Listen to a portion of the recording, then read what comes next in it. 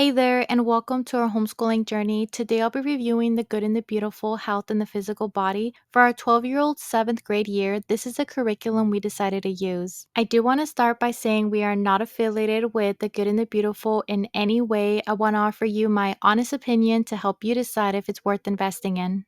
Let's start with an overview of the curriculum. The Good and the Beautiful designed this curriculum for grades 3 to 8. It includes one core subject, health education, with topics that cover physical health, nutrition, systems in our body, hygiene, and more. The curriculum costs around $19.99 for the course book and $6.99 for the student journal, and it can be purchased online through the Good and the Beautiful's website.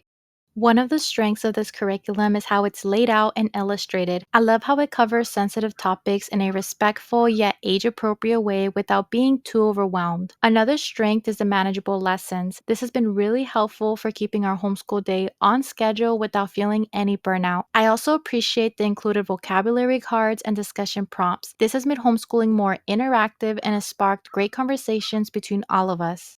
There are a few weaknesses to this curriculum, and one of those weaknesses is that it's not very in-depth, especially for the upper end of the grade range. I found that some lessons were too basic for our 12-year-old and needed additional materials to supplement. Another weakness is that it's not a full year course. You're actually able to finish all this very quickly, which was challenging because we had to plan ahead for what to do after finishing. Lastly, some families may find the religious content not aligning with their beliefs, which could be a problem because it could limit its use for secular homeschoolers or those from different faith backgrounds.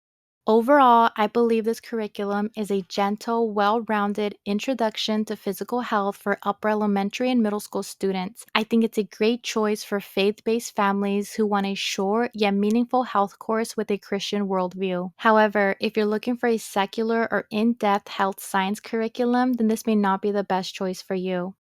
Thank you for watching my review of The Good and the Beautiful, Health and the Physical Body. If you have any questions or comments, please leave them below. And if you've used this curriculum before, I'd love to hear your thoughts as well. See you next time.